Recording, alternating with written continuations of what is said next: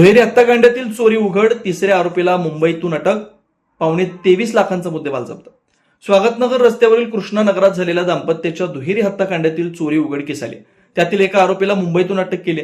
त्याच्याकडून एकूण 22,74,000 रुपये किमतीचा मुद्देमाल जप्त करण्यात आला.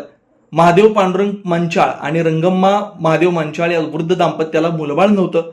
मालमत्तेच्या कारणावरून त्यांच्या घरातील नातेवाईकांसोबत वारंवार वाद होत होते.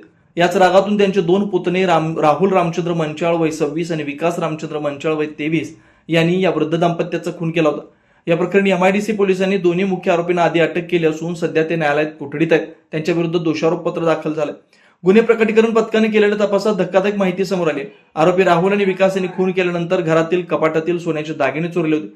आरोपी विकासने दागिने त्याचा मित्र साहिल दादा शेख राहणार इंदापूर जिल्हा पुणे याच्याकडे दिले होते. मिळालेल्या माहितीच्या आधारे पोलिसांनी मुंबईतील अंधेरी इथं जाऊन साहिल शेखला ताब्यात घेतलं. त्याची कसून चौकशी केली असता त्यानं विकासकडून घेतलेलं सोने विकून एक कार खरेदी केल्याचं कबूल केलं. त्याच्याकडून 9 तोळे सोने, एक कार, मोबाईल असा मुद्देमाल जप्त केला. तर त्याच्या बँक खात्यावरील 4 लाख रुपये गोठवण्यात आले. ही कारवाई पोलीस आयुक्त एम राजकुमार, पोलीस उपायुक्त प्रीतम यावलकर, सहाय्यक पोलीस आयुक्त प्रताप पोमन यांच्या मार्गदर्शनाखाली, पोलीस निरीक्षक भाऊराव बिराजदार, संगीता पाटील यांच्या मार्गदर्शनाखाली, डीबीचे फौजदार अल्फा शेख, पोलीस अंमलदार एकनाथ उबाळे, मंगेश गायकवाड, सचिन भांगे, आमसिद्ध निंबाळ, संदीप काळे, सुहास अर्जन, प्रफुल्ल जानराव आदींनी केले.